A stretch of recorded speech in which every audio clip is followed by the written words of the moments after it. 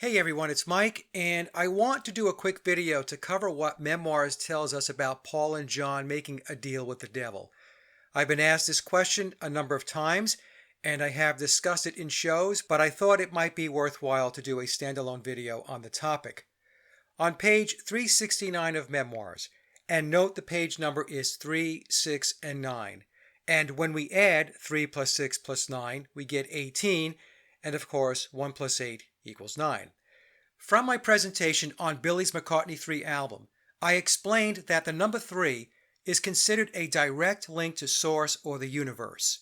6 represents the strength within ourselves as well as the number of man in the physical realm, and 9 is in accordance with moving on from the past, which can also be described as transformation, change, and endings.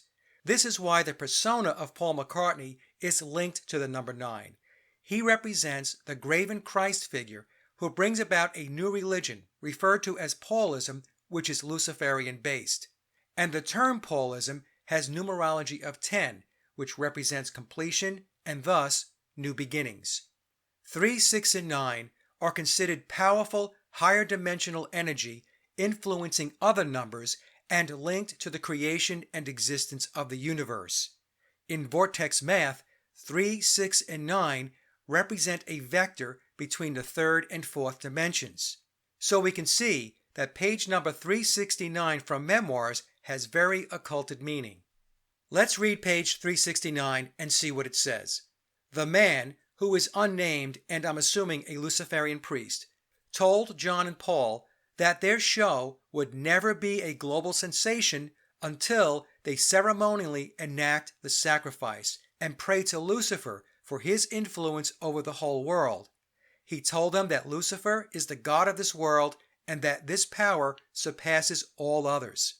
With that idea in mind, that night, 24 October 1963, John and Paul said words, most likely without taking them seriously enough, promising that they would each sacrifice to quench Lucifer's appetite, or something along that foolish line. Now, this is something we see in Memoirs throughout the book. Billy via Tom will tell us what I believe to be the truth, and then follow with a sentence that contradicts or plays down what was previously stated. This, in my opinion, was done in order to create plausible deniability. We will encounter another example of this in a moment. The book goes on to say, I heard John discuss it with Vernon E. Mosher. Vernon Mosher was one of Kenneth Anger's Satanists. Anger is a disciple of Crowley. Memoirs continues, attributing the imminent death to the oath, Paul cries, I said something wrong, and this is a reference to the song Yesterday. The narrative continues with, understand that what followed would have most likely happened anyway. Fate was already for them. Now, the magic began a week later, on Halloween 1963, when they returned with a triumphant entry. So again, Billy links Paul's death to the oath, and then backs off and says that what followed would have most likely happened anyway. Fate was already for them. The phrasing is interesting. How was it that fate was already with them? How was this known? I think it means the Beatles were on Tavistock's radar, meaning groomed and handled for a long time before they were, quote, discovered. Billy then shifts back to the importance of the pact by stating, now the magic began a week later on Halloween 1963. And of course, note the day is Halloween, which is an occulted holiday. My opinion is fate and magic in these types of situations are not mutually exclusive and both are part of the grand design, meaning one does not work without the other. The narrative goes on to say, crazed fans made a considerable spectacle of themselves at London Airport. Ed Sullivan, as it happened, witnessed the scene firsthand. He thought he was there by fate. His plane had been delayed. Here, Billy is telling us the connection between Ed Sullivan and the Beatles was scripted to happen. This is very similar to what Dr. Coleman tells us in his book on the Committee of 300. Memoirs continues, he enjoyed what he saw and was sure America would enjoy experiencing it too. On 11 November, at the Delmonico Hotel in New York, Brian Epstein met with Ed Sullivan to negotiate the now famous U.S. television appearances that occurred 3 months later in February 1964. All went as orchestrated. Please note that November 11th is another occulted date, and recall the Beatles' Rubber Soul sessions concluded on November 11th, 1965. So page 369 in Memoirs has occult significance, and therefore the packaging of the words with the page number is not coincidence.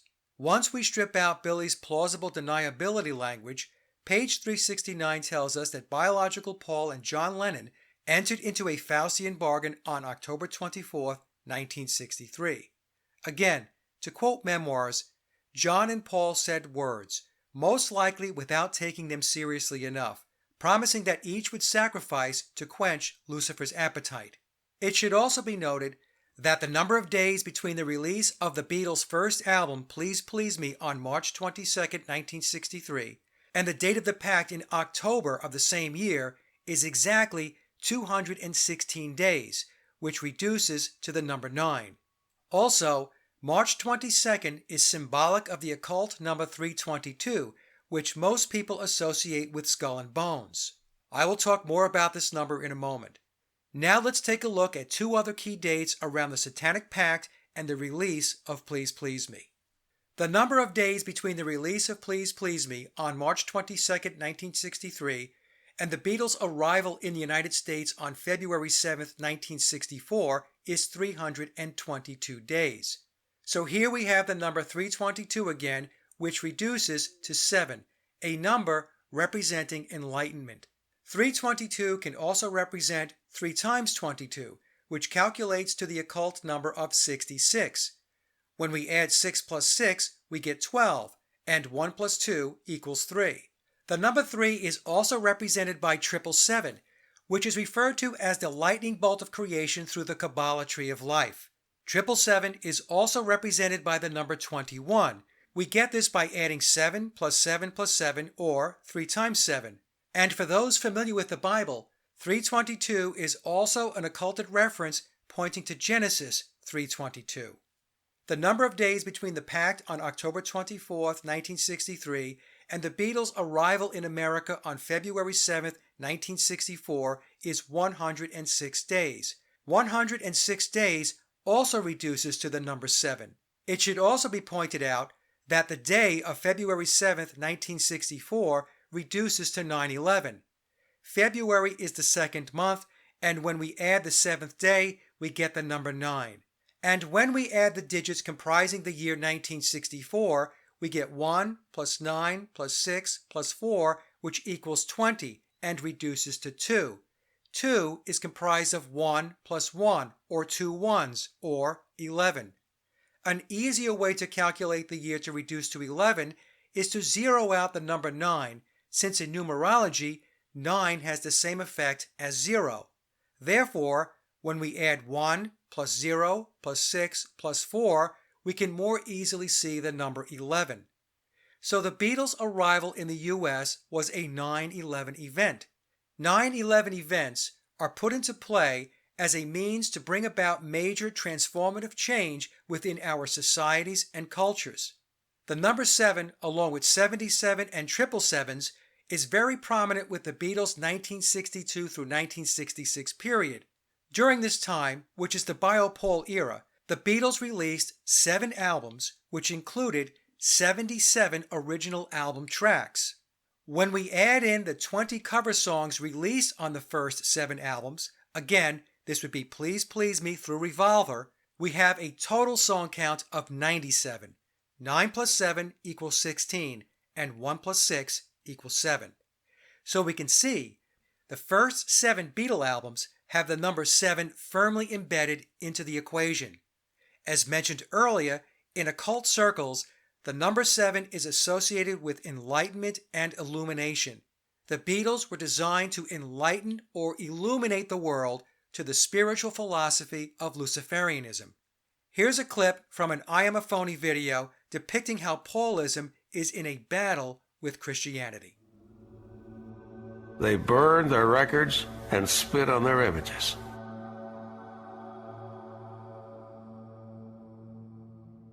But before they burned the records, they had to buy them. We meant more to kids than Jesus did. I was just saying it as a fact.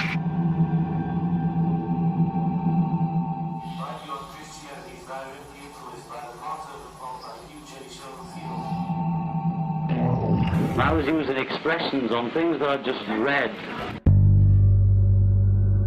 The Passover plot speculates that the Bible is a hoax and that Jesus didn't die on the cross. Jesus survived, and in order to create a new religion with himself as the Messiah, he made people believe that he'd risen from the dead. He said to me once that the children of 2000 will be listening to the Beatles. By 2012, the masses will be where we are today, and Paul should be Jesus by then. By 2012, the masses will be where we are today, and Paul should be Jesus by then.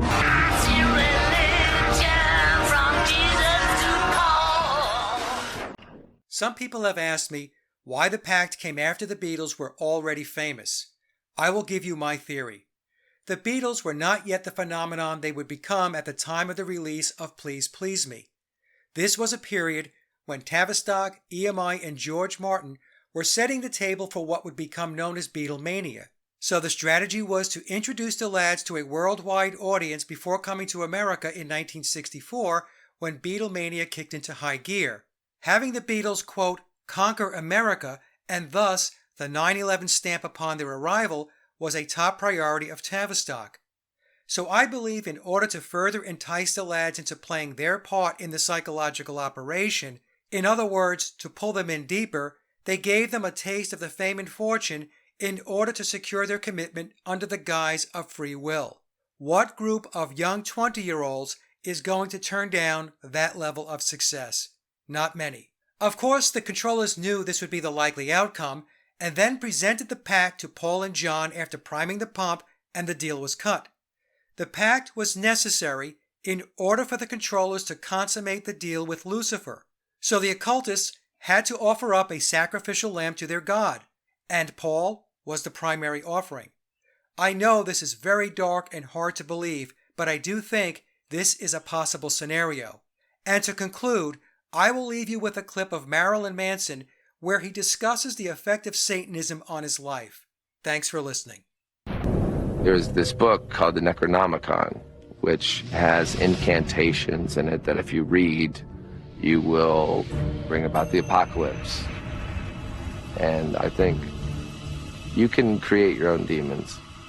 But I think that you can also foolishly invite those into your life. I think that that is a dangerous path to go down.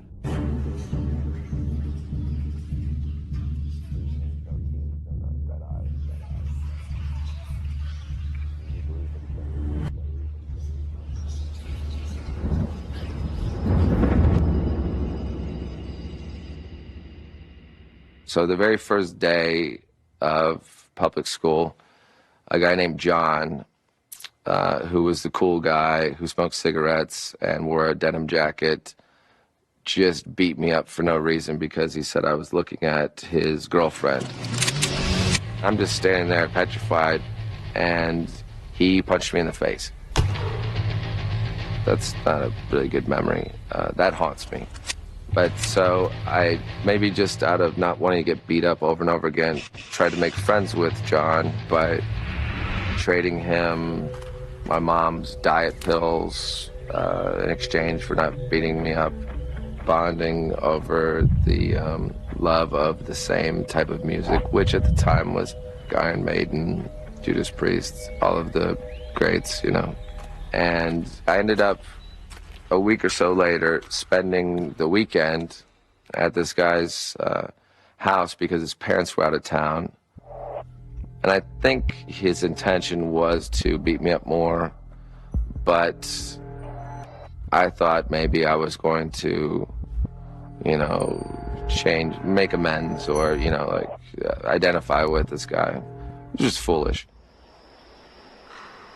He lived in an area in Ohio, Canton, Ohio, that was very still in development. his house had a barn, but it was a gigantic lot of land. It was about the size of a football field. We went to his place, and he said, "You want to see something scary?" And it's almost like in Creepshow or The Twilight Zone or whatever. So we trekked to the barn. You know, he tried to make everything seem very mysterious. I know that that was part of the cool guy jean jacket persona of trying to be the evil sort of kid that was the dangerous guy that everyone's afraid of. We get to the barn. He was just like, let me show you something, but you can't tell my brother. It was like the biggest thing. Come on, man, let's go.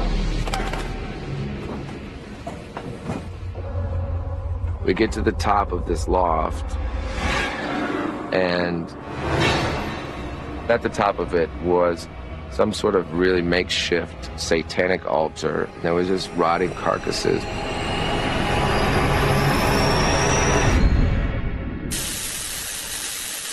Stop reading the book! We both got really scared, and that was the most supernatural thing ever.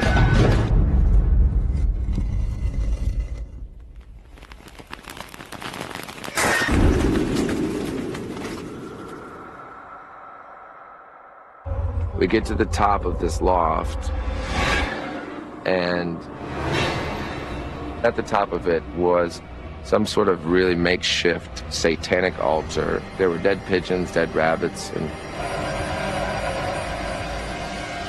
it's one thing to, like, you're a kid and you know, step on a frog or you shoot a bird with a pellet gun, but this was like animals cut open and their rotting carcasses hanging and blood everywhere and blood soaked into the hay. And I remember him telling me, "I've showed you this. You can't ever Tell my brother or you're dead." I'm already scared, and that's when he broke out this book called the Necronomicon. All right, I want you to read this. At that point already, you know, I think without even involving ghosts, we're dealing with a situation that, you know, is obviously unsettling. Come on, man, read it. Read it. Read the book.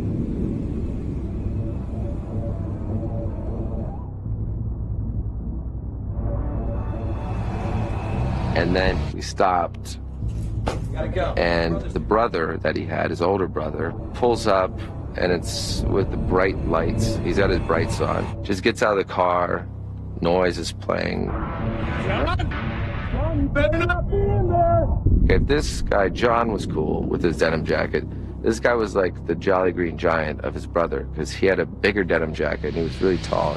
We both got really scared because I think that this guy believed in things that were not good to believe in. Come on. We ran out of the barn and decided we were going to take this new piece of literature, the Necronomicon, and we were going to go read it. And for all I know, the guy was just trying to mess with me more. And so I did it, because that's what you do when you're a kid. In front of us, it's a forest, a woods. So we start foolishly just lurking into the woods, because there was a path. Not very far, there's a clearing, and there had been a house. And I don't know if it was a previous housing development, but it was, for the most part, either unfinished or decimated, because it was just the frame. And, of course, the only legitimate structure was the cellar door. Not a basement, but a cellar door. Okay. All right, let's go. Of course, John made me go down there and said, "You're going to go down there and you're going to read these incantations by Bic light." Stop, come on, stop. It was dark. I don't even think it was really a basement. I have no idea. It just wasn't a good idea. So I went down these really rotted stairs, and, you know, there's dripping sounds. Handprints on the walls. I could hear whispering or talking. And at first I thought it was my friend talking to me. He was scared, and I don't know if he was trying to work me up. Right. Read the book. Read it, come on, man. Read it. Read it. And I'm standing with the lighter, shaking, and it's of course burning my thumb, and I'm trying to read through the pages, and that just sounds like the worst thing you could possibly do at that point. Read the book. Fresh out of Christian school, I had read the Bible enough to know that this isn't good. Bright light of nights, mistress of the gods. This was the point where I was quite convinced that tonight the end of my world was going to happen.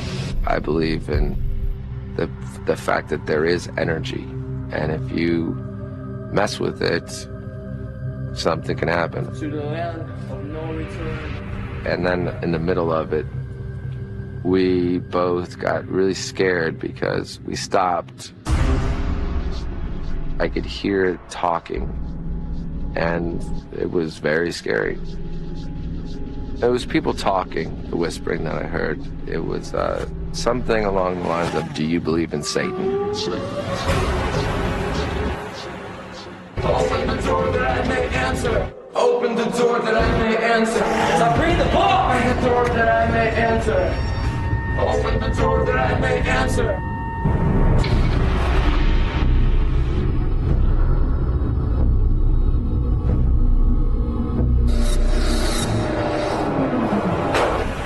I dropped the book, dropped the lighter, and we ran in fear. There's no explanation for it other than that there was something supernatural involved. Something that really had a presence of evil. So we get back to his place finally, exhausted. My head's still reeling from the whole book, and this was very unnatural, and it scared me. It made me feel like I created something by reading the book. We had clearly gone messing with things that we shouldn't have messed with. I mean, there's just things that you shouldn't bother with unless you're prepared to, you know, face the consequences. The next day, I said, let's go find that book and let's get it back, because I think that we have unleashed something terrible. So during the daytime, we went back through the whole trek, and none of it seemed scary during the daytime. We get back to where the woods were, and we follow the path, and there's a clearing, you know, where we saw the structure, the house and the cellar.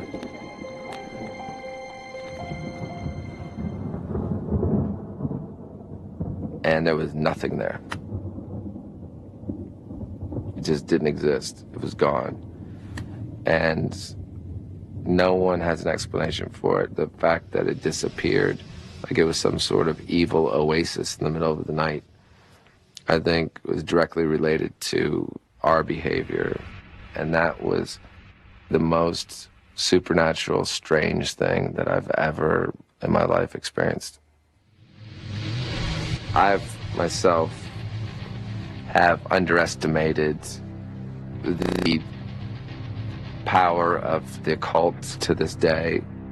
I would go back to Ohio right now and look for it, but I know that it won't be there.